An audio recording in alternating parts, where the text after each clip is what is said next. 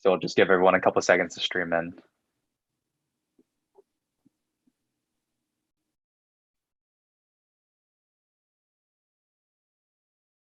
Okay, great. Why don't we kick it off? Good afternoon, everyone. My name is Kevin Shao, and I'm the Speakers Director of the William F. Buckley Jr. program at Yale. Also online is our Recruitment Director, Libby Snowden, who will be co-moderating this event alongside me. I'm excited to welcome all of you to our lecture on American conservatism from 1995 to 2020. Before we introduce our guest this afternoon, I want to say a few words about the Buckley program. The William F. Buckley Jr. program is an organization dedicated to promoting intellectual diversity and open political discussion at Yale. We host lectures, dinner seminars, firing line debates, and an annual conference every year since 2010. Our over 300 Buckley Fellows have a wide range of political beliefs, but they all stand united against the formation of a liberal-only echo chamber on campus. By providing Yale students with a forum to engage meaningfully with serious conservative thought, the Buckley program has become an institution on Yale's campus and a symbol for a more open and more representative political atmosphere. Especially at a university where the cultivation and creation of new knowledge is critical to its central mission, Buckley Fellows believe that all perspectives must be heard and examined in good faith. You can learn more about the program and how to become a fellow on our website, buckleyprogram.com. Now, I'll let Libby introduce our guest. Matthew Continetti is a senior fellow at the American Enterprise Institute, where his work is focused on American political thought and history, with a particular focus on the development of the Republican Party and the American conservative movement in the 20th century. A prominent journalist, analyst, author, and intellectual historian of the right, Mr. Continetti was the founding editor and the editor-in-chief of the Washington Free Beacon. Previously, he was opinion editor at the Weekly Standard. Mr. Continetti is also a contributing editor at National Review and a columnist for Commentary magazine. He's been published in The Atlantic, The New York Times, The Wall Street Journal, and The Washington Post, among other outlets. He also appears frequently on Fox News Channel's Special Report with Bret Baier and MSNBC's Meet the Press Daily with Chuck Todd. Mr. Continetti is the author of 2 books, The Persecution of Sarah Palin, How the Elite Media Tried to Bring Down a Rising Star, and The K Street Gang, The Rise and Fall of the Republican Machine. We'll first hear from Mr. Continetti on the history of American conservatism, and then we'll move on to questions from ourselves and the audience. Please submit your questions throughout the event using the Q&A feature located on the bottom of your screen. And with that, please join me in welcoming Mr. Matthew Continetti virtually to Yale and to the Buckley program. Well, thank you, Libby. Thank you to the Buckley program for this invitation, and it's an honor as a member of perhaps the last generation of conservatives to have known William F. Buckley Jr. personally to participate in the program at Yale. I just wish I could be there in person with you. Instead, I will transmit my remarks remotely, and I look forward to any reactions or questions that you or the audience might have. My talk today is entitled American Conservatism, 1995 to 2020. When you look at the American right today, you see how President Trump remade the conservative movement and Republican Party. Hardly anyone on the right disagrees on the border, on China, or on a foreign policy that puts America first. The real divisions are over antitrust or industrial policy, over whether or not a child tax credit should be tied to work. A debate rages between those willing to operate within the institutional constraints of American politics and those who believe that American institutions are irredeemable and should be junked. The rising stars of the right are careful to align themselves with the new power centers of the conservative movement. Recently, J.D. Vance spoke to an ISI conference on political economy, and Ron DeSantis is scheduled to be the featured speaker at the Claremont Institute's annual gala. Tucker Carlson dominates cable news, and Trump clones like Matt Gaetz, Madison Cawthorn, and Marjorie Taylor Greene populate the House Republican caucus. Herschel Walker, Mel Brooks, Josh Mandel, Sean Parnell, Eric Greitens, Blake Masters, and Ted Budd are running for the US Senate. If the so-called zombie right Reaganites do exist, they are, so to speak, walking dead. Indeed, a growing number of right-leaning writers argue that the time has come to shed conservatism altogether. It's one thing I think, for the right to debate what conservatism is. It is another thing to debate whether conservatism is worthwhile. How did we arrive at this moment when a growing sector of the American right questions the value and utility of conservatism itself? The answer is not all at once and not by design. Over the last 25 years, the American right changed its self-understanding. The social media-fueled revolt of the public liberated elements within the conservative intellectual movement that had been long sequestered. Contingent events, technological change, and one inimitable personality overturned the leadership structure of the Republican Party. The energized, creative minorities on the right today are attempting to replace the elite they derided from the peanut gallery a quarter century ago. The one-time critics of conservative consensus are now on the inside, trying to establish a consensus of their own. By exploring this history together, we will gain a better understanding of what conservatism has been and what it is becoming. In January 1995, for the first time in 40 years, a Republican became Speaker of the House of Representatives. The Republicans controlled the Senate as well. The ideas incubated within conservative think tanks and publications coursed through every level of government, even in New York City. Much of the right's media infrastructure was built around the time of House Speaker Newt Gingrich's Republican Revolution. A few years before the GOP takeover of Capitol Hill, Ronald Reagan had identified radio talk show host Rush Limbaugh as the next conservative standard bearer. Limbaugh's 2 books turned conservative publishing into a major industry. In September 1995, media mogul Rupert Murdoch launched the DC-based Weekly Standard as a counterpart to the liberal New Republic. Just as the original editors of the New Republic influenced the progressive movement and the presidencies of Woodrow Wilson and Franklin Delano Roosevelt, the editors of the Standard, former Vice Presidential Chief of Staff Bill Kristol, and journalists John Podhoretz and Fred Barnes, hoped to guide the conservative movement and Republican leadership. In 1996, Murdoch created the Fox News Channel, and in 1998, Matt Drudge changed journalism forever when his online Drudge Report broke the news of President Clinton's affair with a 20-something White House intern. Judging by contemporary standards, conservative factionalism was at a low point in 1995. Both economic conservatives and social conservatives professed confidence in Speaker Newt Gingrich's ambitions to govern from Congress and replace the bureaucratic welfare state with a conservative opportunity society. Both economic conservatives and social conservatives loathed President Clinton. And the group of ex-leftists and ex-Democrats known as neoconservatives had been integrated into the broader conservative movement. In an early issue of the Weekly Standard, no less an authority than William F. Buckley Jr. wrote that, and I quote, "Neos are now just plain cons." Buckley made that remark in a laudatory review of Neoconservatism, the autobiography of an idea, the 4th essay collection by neoconservative godfather Irving Kristol. It was Kristol who, through his work at the American Enterprise Institute, where I work, the Wall Street Journal, the Public Interest, and the National Interest magazines, did the most to build the intellectually confident and politically ascendant conservatism of the mid-1990s. For decades, Kristol had worked to modernize the Republican Party into a forward-looking, agenda-driven vehicle for, I quote, "a new kind of conservative politics suitable to governing a modern democracy," close quote. Neoconservatism was the capstone to an extraordinary career. In the autobiographical memoir that opened the book, Kristol, agreeing with Buckley, wrote that the neoconservatives no longer were distinct from other conservatives.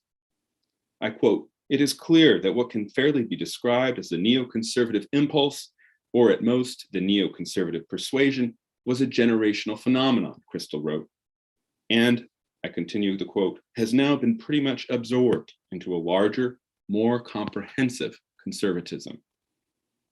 Kristol's fellow neoconservative, Norman Podhoretz, agreed. In January 1996, the longtime editor of Commentary magazine delivered a lecture at AEI entitled "Neoconservatism, a Eulogy." Podhoretz suggested, however, that neoconservatives might continue to be different from their conservative brethren in at least two ways. For one thing, he said, neoconservatives rejected the neo-isolationism that was a growing force among both Republicans and Democrats. And neoconservatives dismissed the cultural anxieties of immigration restrictionists. Looking back, we can see that Podhoretz inadvertently had named two of the issues, military intervention and immigration, that in 2016 would tear apart Irving Kristol's, I quote, comprehensive conservatism. If Podhoretz intuited the catalysts of conservative crack-up, Kristol put his finger on the agents behind the chemical reaction. According to Irving Kristol, American conservatism had grown beyond its anti-statist origins in the aftermath of World War II and become more effective thanks to two groups, neoconservatives like himself and the religious right. The arrival of the religious right in the late 1970s gave the GOP a new base of political support. The religious right further shifted the focus of conservatism from economics to morality.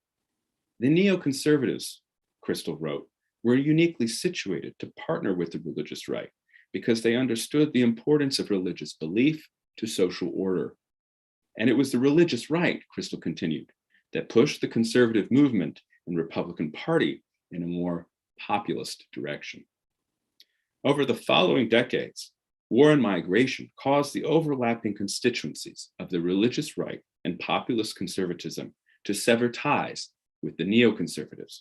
As Kristol predicted in another essay, I quote, "The rise of Christian political conservatism may turn out to be a prelude to something far more important, involving the place of religion in American life, including American public life. Just what form this renewed religious impulse will take, no one can foresee. We, all of us, could be in for some shocking surprises." Close quote. He was definitely right about that. However strong the conservative consensus of the mid-1990s may have appeared at the dawn of the Republican Revolution, it soon came under sustained criticism from right-leaning or right-adjacent intellectuals who had been excluded from Kristol's more comprehensive conservatism. The best organized and most coherent challenge came from the so-called paleoconservatives, whose main cause was the dramatic reduction of immigration to the United States. Their champion was syndicated columnist, author, former White House official, and cable television personality Patrick J. Buchanan. Famous for his culture war speech at the 1992 RNC in Houston, Texas, Buchanan launched his second run for the presidency on March 20th, 1995. In his announcement, Buchanan singled out Senator Robert Dole of Kansas, the GOP frontrunner, for supporting American membership in the World Trade Organization. Buchanan pledged to withdraw from the WTO and NAFTA, remove US troops participating in UN peacekeeping operations, build a wall along the southern border, and bar immigration for at least 5 years. I quote, "When I raised my hand to take the oath of office," Buchanan said, "this whole new world order is coming crashing down."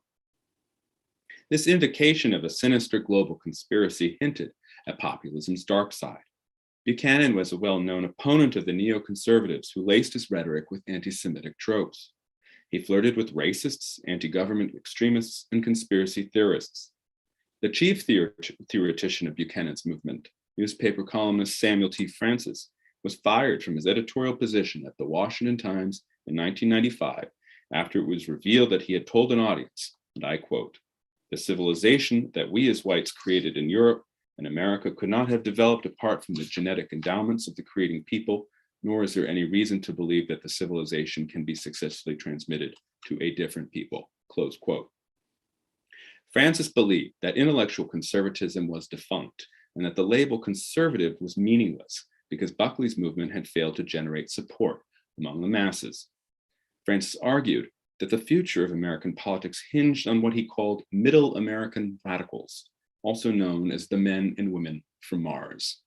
These were non-college educated blue-collar workers, disaffected from the electoral process and contemptuous of political, business, social, and cultural elites. They decided elections because they had no allegiance to either party. According to Samuel Francis, the men from Mars seesawed between the economic nationalism of the left and the cultural nationalism of the right. Buchanan was the first Republican of the post-Cold War era to understand the importance of Mars and to campaign for their votes by combining economic and cultural nationalism into one angry package. He and Francis introduced many of the terms and concepts that would come to dominate political discourse on the right. Phrases like the ruling class and globalism, and slogans like America First. For all their worries about Buchanan and what he represented, Republican and conservative elites opposed him timidly. They did not want to alienate him. They feared losing his voters. One exception to this rule was the Weekly Standard. As early as December 1995, when it backed President Clinton's deployment of ground troops to Bosnia, its editors bemoaned excessive populism. I quote, "At its current volume, such a pandering populist politics is bad for the country," wrote the magazine's opinion editor, David Tell. "When the conservative street is wrong," he went on, "it should be corrected or ignored," close quote. After Buchanan won the New Hampshire primary in February 1996, the Standard devoted much of an entire issue to critiquing his worldview and his pugilistic manner. "Someone needs to stand up and defend the establishment," editor Bill Kristol told the Washington Post. The establishment ended up winning in 1996. Buchanan's victory in the Granite State was the high-water mark of his populist movement. He won only 3 additional contests that year, including the caucus in Alaska, where a few months later, a Republican city councilwoman named Sarah Palin was elected the mayor of Wasilla. By the time Buchanan withdrew from the presidential race, he had revealed that populist animosity for elites extended to the leaders of the Republican Party and conservative movement. No less a conservative eminence than Rush Limbaugh was threatened when he declined to endorse Buchanan. Buchanan himself got a taste of the fury when he did endorse Dole on the eve of the Republican National Convention in San Diego that August. He laughed as a crowd of his own supporters booed him off the stage. The 1990s paleoconservatives failed to overturn the Republican and conservative consensus, but they exposed just how fragile that consensus was. Next to the paleoconservatives, the most vocal and active internal criticism of the conservative consensus of the 1990s came from the group of scholars associated with the Claremont Institute in California. The Claremont School was a band of outsiders devoted to the teachings of the political philosopher Harry V. Jaffa, a pupil of the emigre philosopher Leo Strauss, who Jaffa published a groundbreaking study of Abraham Lincoln, Crisis of the House Divided, in 1959. More than anyone, Jaffa reoriented American conservatism toward the American founding and the statesmanship of President Abraham Lincoln. Yet Jaffa also had a vivid notion of crisis that veered toward apocalypticism and catastrophism, and he was reflexively combative. I got it on the 3rd time. He spent years mired in extended personal attacks against former friends and would-be allies. Jaffa's students treated any deviation from Jaffa's understanding of the founding and of Lincoln as heresy. Because their understanding was so fixed, America continually fell short of Jaffa's principles, leading to despair and an openness to extremism. Jaffa students came to believe that beginning with the progressive movement of the late 19th and early 20th centuries, German thought had displaced the public philosophy of the founding. According to the Claremont faction, Washington and Lincoln would not recognize modern America. Progressivism had corrupted it. In the Claremont imagination, the Civil War never ended. Confederates turned into progressives, who turned into Franklin Roosevelt, who turned into the New Left, and so on. It is always 1861. Midway through 1998, Claremont Institute fellow Charles R. Kessler, a professor of government at Claremont McKenna and an editor of a very popular edition of the Federalist Papers, traveled to Washington to deliver another lecture at the American Enterprise Institute entitled, "What's Wrong with Conservatism?" As Kessler would recall many years later, the title was declarative rather than interrogatory. He knew precisely what was wrong with conservatism. When he addressed AEI, Kessler brought Jaffe's running critique of conservatism into the home of the conservative intellectual establishment. What was wrong with conservatism, Kessler said, was its inattention to principles. Grounding conservatism in the American founding, he went on, would provide a comprehensive set of ideas, I quote, "the rights of man under the laws of nature," close quote, to direct political activity. Kessler acknowledged that the principles of the founders, and I quote, "will not yield immediate solutions to every public policy issue," close quote. Prudence or practical wisdom was necessary to apply the founders' wisdom correctly. And there were other obstacles to recovery of the founding, Kessler said. I quote, "Unfortunately, many conservatives too have renounced the central principles of the American founding, leaving conservatism in many respects almost indistinguishable from liberalism," close quote. Kessler did not mention any names. Harry Jaffe, however, would have supplied a list of the many conservatives he had accused of betraying the American Revolution. His rogues gallery included Supreme Court Justices Antonin Scalia and William Rehnquist, law professor Robert Bork, and the neoconservative Irving Kristol. At first glance, Patrick Buchanan and Harry Jaffe shared nothing in common besides a taste for polemical and actually physical combat. They both liked to fight. The paleoconservatives detested Lincoln, while the Claremont conservatives worshipped him. The paleoconservatives rooted themselves in historical tradition, while the Claremont conservatives devoted themselves to eternal principles of natural right.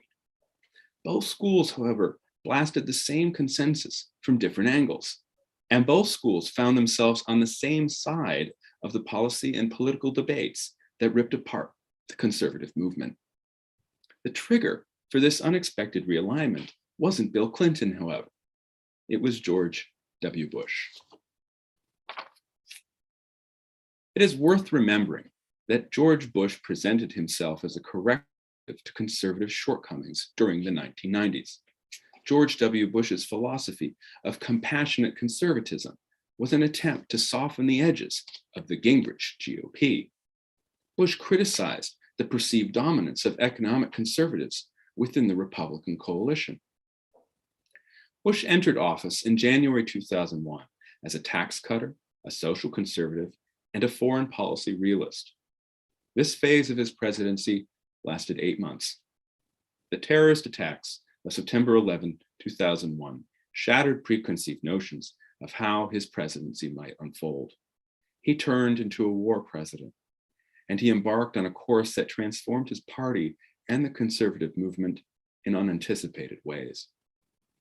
Bush's most controversial decision, of course, was the March 2003 invasion of Iraq. Broadly supported by conservative movement institutions and Republican elected officials, the Iraq War also energized its paleoconservative opponents. Pat Buchanan, no longer a Republican, founded the American Conservative magazine in the autumn of 2002 to campaign against the war. Deploying the same invective that he had long used against the neoconservatives, Buchanan further alienated himself from the conservative consensus. He failed to stop the invasion, but succeeded in creating a durable platform for anti-war conservatism. Paleoconservative insults were less surprising than criticism of Bush from the Lincolnians at the Claremont Institute. Bush's war on terror hardly had begun before contributors to the Claremont Review of Books, including its editor Charles Kessler, accused the president of strategic incoherence and political utopianism. The Claremont critique grew more heated as the occupation of Iraq dragged on. In a long essay on the Bush doctrine in the Review's winter 2004-2005 issue, Kessler applauded the president for exhibiting a, I quote, bracing moral clarity and for reviving, I quote, natural or human rights as the foundation of political morality. But Kessler continued, Bush promised more than he could deliver. failed to provide the security without which democracy cannot flourish, and risked delegitimizing his noble ideals. The Bush Doctrine was doomed. Many figures in the Claremont School found themselves agreeing with paleoconservative defeatism, skepticism toward foreign entanglements, and bleak assessments of non-Western peoples. Angelo Codavilla, for instance, who recently deceased quite tragically and unexpectedly, often quoted John Quincy Adams's admonition that America does not go abroad in search of monsters to destroy, a paleocon favorite. This de facto alliance between the Paleos and Claremont carried over into the immigration debate that occurred during Bush's second term. If Bush maintained the support of most conservatives and Republicans for the war effort, however, he and the neoconservatives found themselves outside the conservative consensus on immigration. Republicans in the House of Representatives stood athwart Bush's amnesty plans. The largest circulation conservative journal, National Review, had been for restricted immigration for many years. Only the Weekly Standard and Commentary backed Bush on the topic, as well as the Wall Street Journal editorial page, much to the chagrin of this, what the Weekly Standard had called the conservative street. It was also in 2006 that Pat Buchanan's State of Emergency, the Third World Invasion and Conquest of America, became a bestseller. And around the same time, in an essay for the Claremont Review, classicist and military historian Victor Davis Hanson raised the possibility that the violence of Arab immigrants in French banlieues could be a preview of coming attractions in America's Hispanic barrios. By the end of Bush's presidency, the Democrats controlled Congress, compassionate conservatism had been discredited, the public had soured on the wars in Iraq and Afghanistan, and the global economy was on the verge of collapse. The neoconservatives, who had been identified so closely with the Bush administration and its foreign policy, became the object of scorn. This animosity was exemplified in the 2008 presidential candidacy of House Republican Ron Paul of Texas, a libertarian gadfly who ran on the basis of his opposition to the wars and his calls to end the Federal Reserve. Paul discovered that many of his fans were young people who spread his message online, especially on YouTube. It is an irony of history that in 2008, one of the last major acts of the neoconservatives at the Weekly Standard was to recommend as John McCain's vice presidential nominee, Alaska Governor Sarah Palin. The electric grassroots response to Palin was a sign of where the party was headed. She was religious, populist, and a complete stranger to the college-educated coastal elites who populated the media and the upper echelons of both political parties. Palin's story, her complicated educational background and family life, her status as a working mother of 5 whose oldest son was beginning a military deployment, and her unfamiliarity with national politics and policy stood in for the conservative grassroots. She anticipated the Republican Party's anti-intellectual and anti-elitist turn. I was not the only Palin supporter in 2008 who hoped that she would eventually balance her populism with a respect for the establishment and its views of how politics ought to be conducted. What we missed, and what Palin understood, was that the establishment and its rules were on their way out the door. The conservative coalition collapsed and national populism arrived on American shores during the presidency of Barack Obama. Opposition to Obama expressed itself in populist revolt. His presidency was only a few months old when CNBC personality Rick Santelli announced his intention to hold a Tea Party protest against bank bailouts and tax increases. Denunciations of the Affordable Care Act, aka Obamacare, and the death panels that Sarah Palin incorrectly said the bill contained filled congressional town halls during the summer of 2009. What made this populist uprising unique was that it targeted both Democratic and Republican elites. The dominant attitude of GOP voters was that the party's elected officials and leaders were not doing enough to stop Obama, a feeling that grew in intensity after the GOP won control of the House of Representatives in 2010. Technological disruption and institutional change altered conservative habits and undermined the standing of conservative elites. Email chains containing false and lurid accusations against Obama zipped around the internet and reached more people than the latest issues of National Review or the Standard or Commentary. YouTube, Facebook, and Twitter bypassed intermediary authorities and made the job of the populists easier. Andrew Breitbart launched his eponymous website with a stated mission of bringing down the media, cultural, and political establishments. Meanwhile, new competition from Glenn Beck, the Tea Party anchor on Fox, Mark Levin, Sean Hannity, and Laura Ingraham pushed Limbaugh ever rightward. Heritage Action, a political nonprofit, pressed GOP lawmakers into opposing both the Obama administration and Republican congressional leadership. Senator Jim DeMint of South Carolina functioned as a shadow minority leader and organizer of populist discontent. The Tea Party drove the congressional GOP into the debt crisis of 2011 and the government shutdown of 2013. And the Paleos and Claremont cheered it on. When I participated in the Claremont Institute's Lincoln Fellowship Program in the summer of 2011, practically everyone I met backed the Tea Party's efforts. No one seemed particularly troubled by the potential consequences of a US default or downgraded credit rating. Several of the participants believed that Obama was in the grip of the Muslim Brotherhood and planned to import Islamic Sharia law into America. One of the instructors subjected me to a spittle-laced diatribe, blaming Bill Kristol for everything that had gone wrong with the world. It was Claremont's Angelo Codovilla who, in his 2010 book, The Ruling Class, provided the most popular theoretical account of the Tea Party's origins, aims, and destiny. America was irreparably divided, Codovilla wrote, because between a ruling class associated with government and a country party valiantly trying to resist elite exploitation. Codovilla appropriated the framework and vocabulary of Marxism and reconceived political debate as class conflict, with conservatives as the exploited class. Rush Limbaugh read Codovilla's original essay on air. By 2012, Claremont senior fellow John Marini had concluded that while the Constitution was still treated as the supreme law of the land, constitutionalism as a governing doctrine was no more. Obama and the Democratic Republican leadership, Marini went on, favored the priorities and privileges of an invasive and unaccountable administrative state. Obama's reliance on executive orders, judicial rulings, and bureaucratic pronouncements seemed to confirm Marini's thesis. This anti-democratic turn further inflamed populist conservative outrage at Democrats and at a Republican Party unable to convert congressional power into national renewal. The arrival of tens of thousands of unaccompanied minors on the southern border in 2014 revived the immigration issue. Breitbart, now under the management of Steve Bannon, adapted a paleoconservative stance in its coverage of immigration and foreign policy.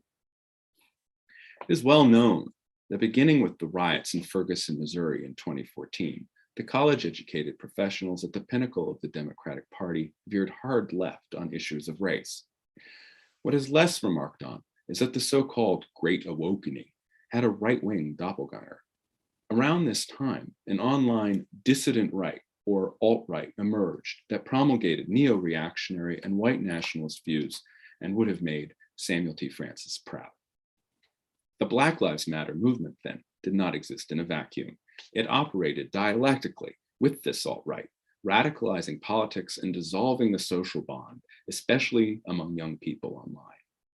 These extreme views imperceptibly insinuated themselves into the political mainstream, shaping the contours of thought, action, and debate. This was the corrosive landscape into which Donald Trump descended when he announced his candidacy for president on June 16, 2015. With the entirety of the Republican establishment and the editors of the Weekly Standard, Commentary, and National Review opposing him, Trump found support among the paleoconservatives and the Claremont School. Trump's anti-immigration, anti-Iraq, anti-free trade message was paleoconservatism without animosity toward Israel.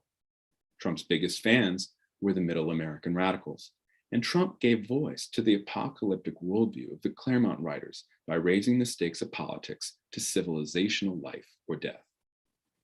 In early 2016, Charles Kessler told a group of Claremont Fellowship alumni that Trump would be elected president and conservatives ought to support him.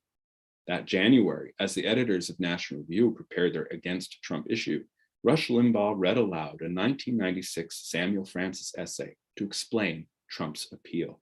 I quote, "Angelo Codevilla, in that original piece he did on the ruling class versus the country class, he predicted this as well," close quote, Limbaugh said. The right sent neoconservatism packing. Conservatism became more Buchananite in belief and Jaffaite in expression. DC-based writers were surprised and horrified at what was happening. Jonah Goldberg of National Review said, quote, "At times, I sometimes think I'm living in a weird remake of Invasion of the Body Snatchers." One by one, Goldberg said, conservatives would go to sleep at night opposing Trump and wake up in the morning intoning, "Make America Great Again."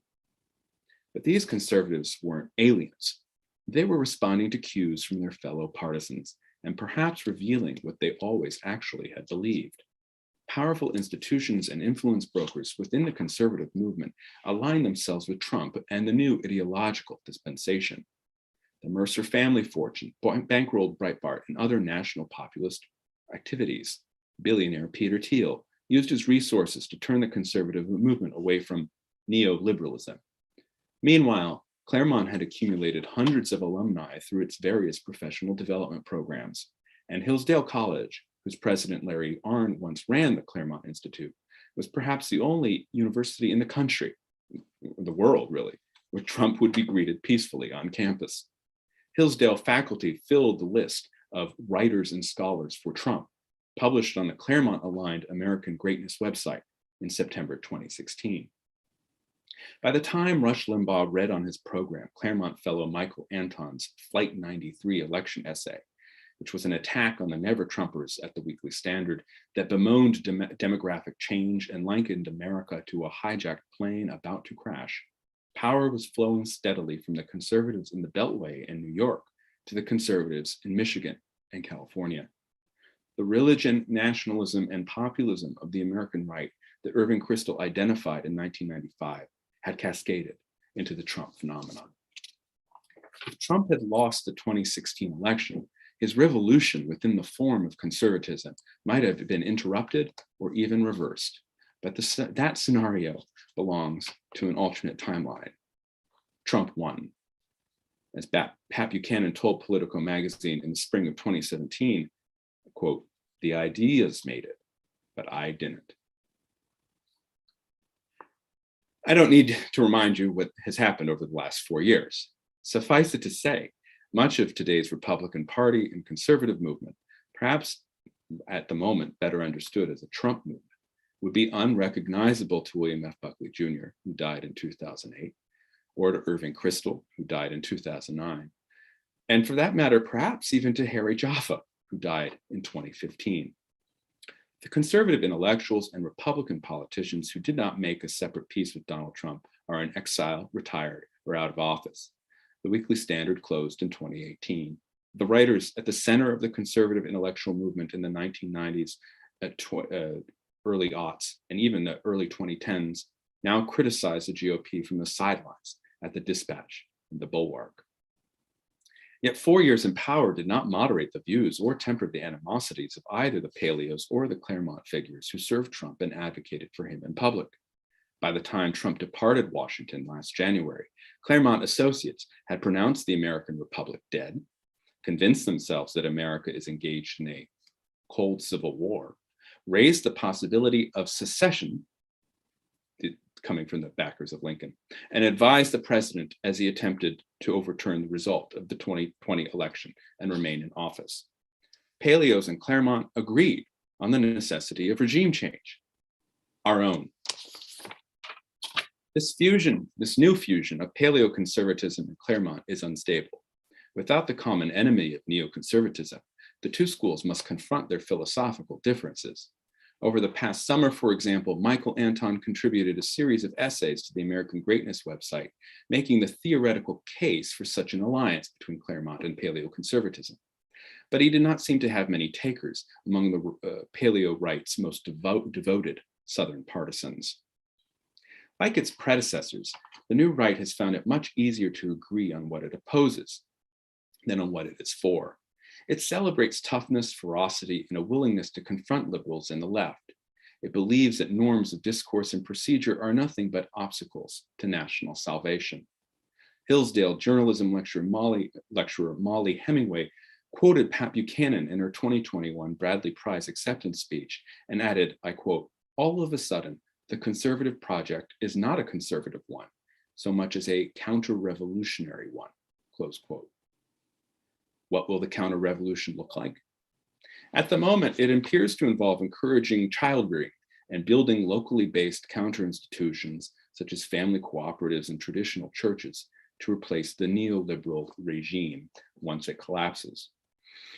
Whereas some thinkers darkly allude, perhaps the regime will have to be pushed aside.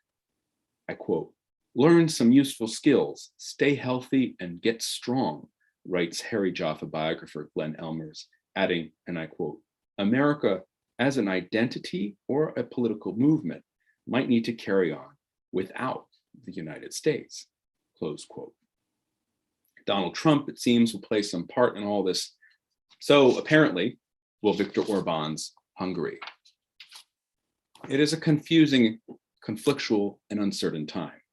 Those of us on the right who believe that a landlocked Central European nation with fewer people than the state of North Carolina is no model for the United States of America, that Donald Trump's post-election activity disqualifies him from office, that conservatism was founded in opposition to the extremes of both revolution and counter-revolution, that America's political, social, and cultural institutions are not beyond rescue, that this country remains worthy of our pride and our defense, that we are neither a hot nor a cold civil war, that our partisan opponents are also our fellow countrymen, that our government is not some alien totalitarian regime, and that the legacy of the founders and of Lincoln is not the exclusive property of any one sect. Well, we have our work cut out for us. If we find ourselves in the position that the paleoconservatives and Claremontsters occupied in 1995, the trajectory of politics and circulation of elites over the last quarter century is also a reminder that leadership matters. Leaders define the alternatives and set the agenda. There always has been paranoia and extremism on the edges of the American right. The 1990s were no different, but George W. Bush cabined off these free radicals, tempered religious enthusiasm, redirected anti-Clinton sentiment into a governing agenda. That did not happen under Donald Trump, and it has made all the difference. The way back to sanity for the right requires stepping back from a paranoid and petrified view of what the left is up to. I refer to the actual left, the governing left, not the radicals in the academy and on Twitter, but the mainstream Democrats in Congress and the White House. The right's current view of that group prevents all self-criticism, justifies all means of resistance, and renders any kind of policy thinking pointless. The way back, therefore, requires seeing and treating our opponents not as totalitarians, but as conventional liberals who are conventionally wrong about conventional matters of dispute. The way back requires us to understand that the present configuration of the right was not fated, nor is this new right invincible. In fact, it is uniquely unsuited to defend America against an anti-American left because its support for America is so conditional, because it agrees with the radical left that something is wrong at the root of the American experiment. The new right, therefore, is vulnerable. It is susceptible to internal and external pressure from American conservatives who continue to love this country, its democratic people, and its free institutions, from American conservatives who remember the answers to the questions posed by earlier generations of radicals on both sides of the political spectrum.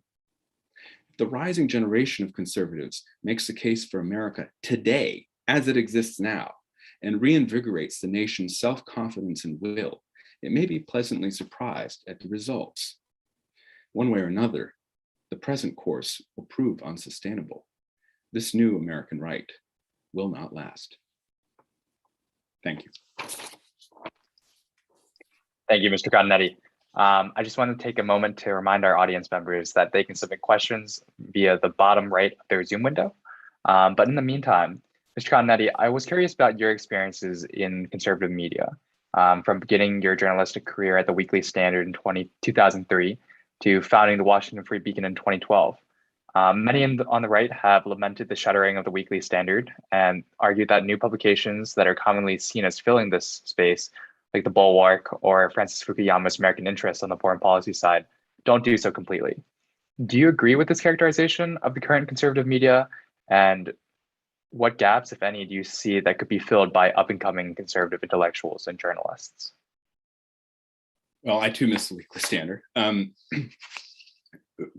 I think the media of the American right is like the media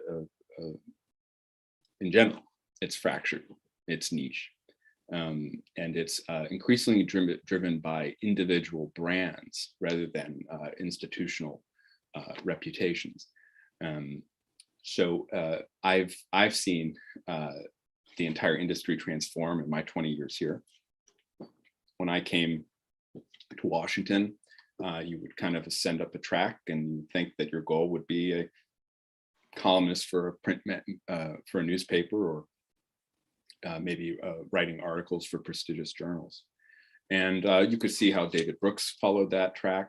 He's 20 years older than me, and then Christopher Caldwell followed it in a different way.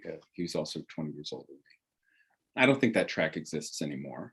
I think now you see more and more people kind of relying on their individual brands by starting Substack lists and newsletters. You have kind of mission-driven news organizations like the Washington Free Beacon that rely on donors in addition to advertising, patrons who believe in the mission. And that occurs on the left as well. I mean, you look at the Atlantic, it wouldn't exist in its present form without Lorraine Powell Jobs. So I think conservative media looks a lot like the media in general. And I'm just actually personally surprised and also pleased that one can still make a living out of this, that there are so many publications. And it may be harder to find everything in one place, but the pieces are still out there. I often joke, it's like, if only someone collected all these op-eds and hot takes and newsletters into one place and maybe, bound them together on paper and be called a magazine, wouldn't it be nice if we had one of those? Alas, we do not. All right, so I'm going to actually pull a question from our audience. We have somebody asking, can you speak a little bit more about the neoconservative movement, what exactly it is, how it started, what's your take on that? Yeah, sure. Yes. For time reasons, I didn't discuss the neoconservatives at length in the lecture, but neoconservatives, there were a few waves of them, but basically they were anti-communist liberals in the middle of the 20th century, who for several reasons began drifting to the right. One of these reasons was the Great Society, right? The great social programs embarked upon by President Johnson after his landslide win in 1964. These anti-communist liberal social scientists were measuring the results of these programs and found that they weren't achieving the desired objectives. And so that drove them to become more skeptical of government action. Another thing that happened was the student rebellion on campus and the counterculture. Many of these figures were professors, and they found themselves alarmed and kind of disgusted by what was happening, the anti-authoritative revolt on campus. And then they also were reacting to a rise of crime and extremism, kind of domestic terrorism from the left in the late 1960s. And kind of the anti-American character, I spoke of anti-Americanism at the end of my lecture, the anti-American character of the most radical opponents of the Vietnam War, for example. All of these things pushed this group of journalists and social scientists into the right. And they described themselves as, well, first they were called neoconservatives, and Irving Kristol said, well, you know what, so what, I am a neoconservative. Now, that's how neoconservatives were.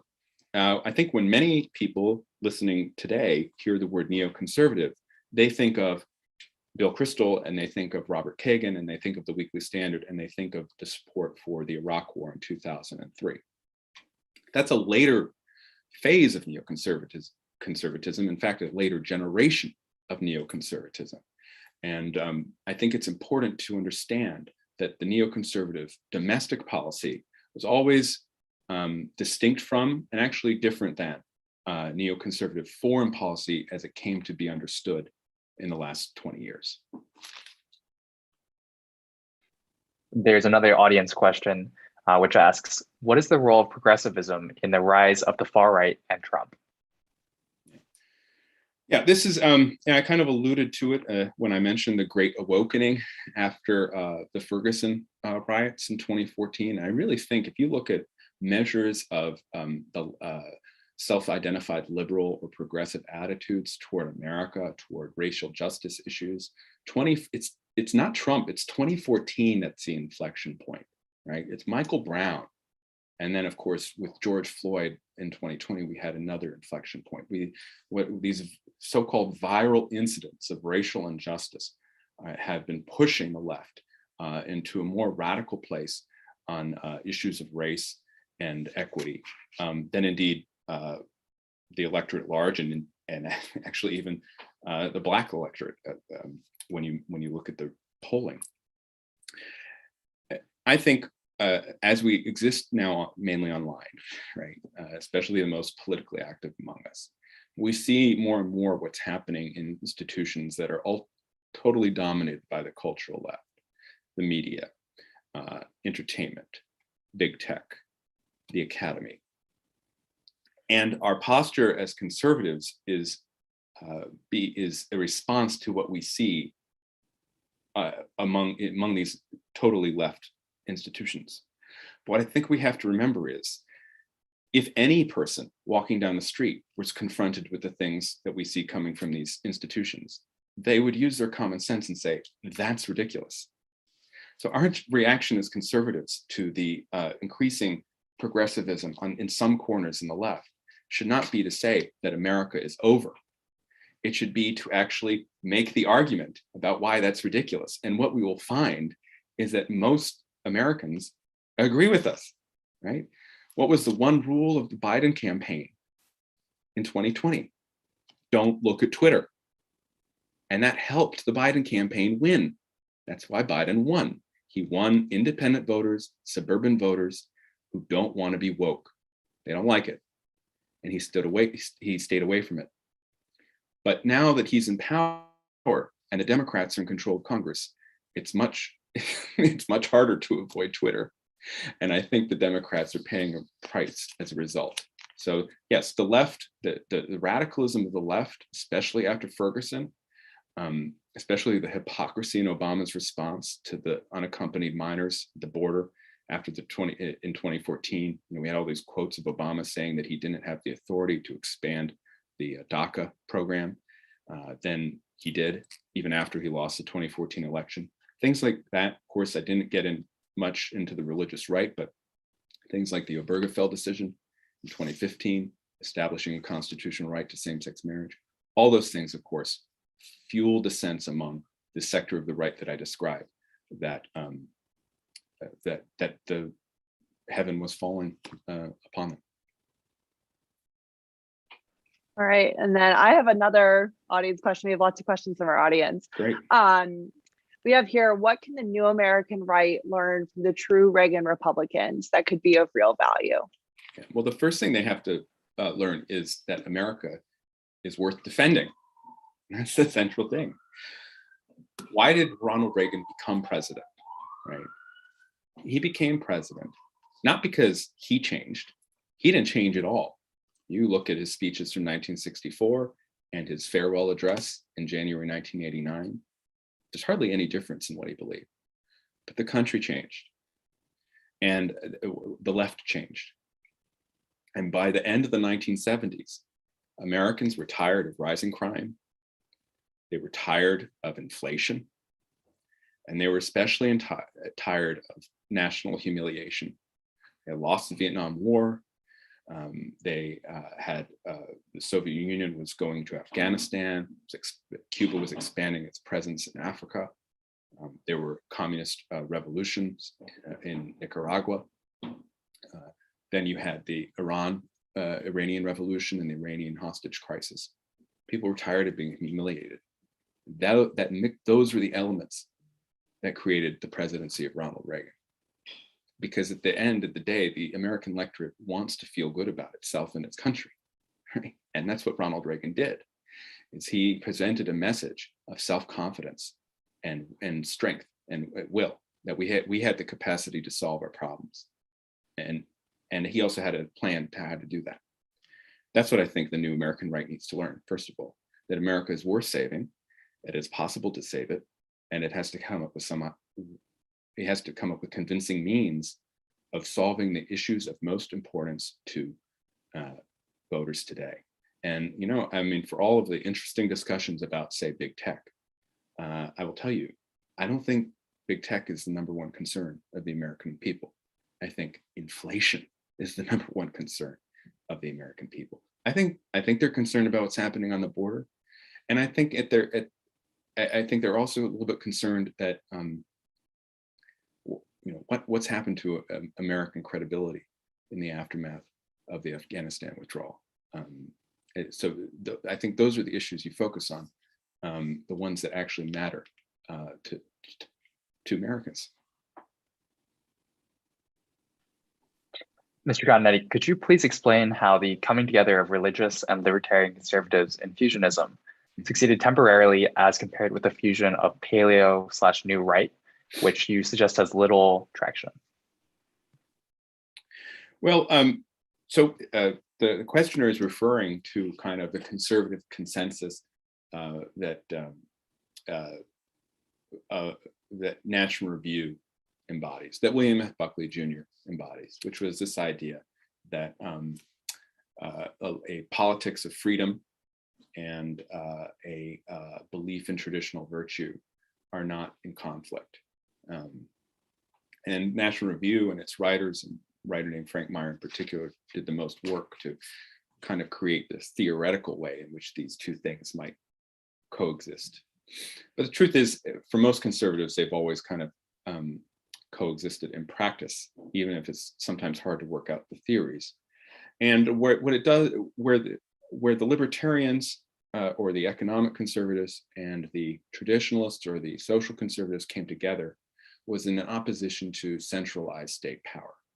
That is, there was this idea that big government presented a threat, not only to your economic liberty, not only to your political liberty, but also to your traditional way of life. That big government programs, say welfare dependency, right, or perverse incentives that led to families with no father, right?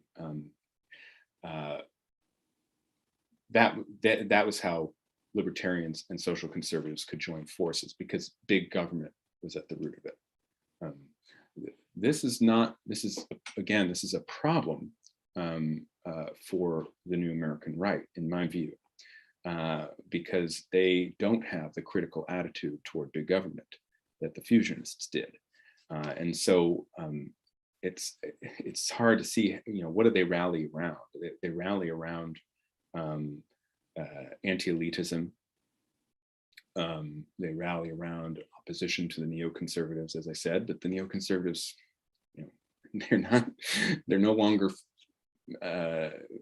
factors in the political discussion. So at some point, it's straw man is a straw man. And what that means is that it can work in theory, this fusion, but eventually they're going to have to come up with some way to convince the electorate to put them in power. And I don't know how they do that without kind of this big idea that big government is a threat to both liberty and to traditional society. Okay, well, with that, we do only have about 1 minute left. So I think that is all the time we are going to have for questions this evening. So we're going to go ahead and wrap this event up. Thank you so much, Mr. Cottonetti, for coming in, taking the time to speak with us, to speak with the Buckley program. And thank you to all of our audience members for your questions and for coming to our event this evening. Everyone, have a nice rest of your night, and hopefully we'll see you again soon. Thank you.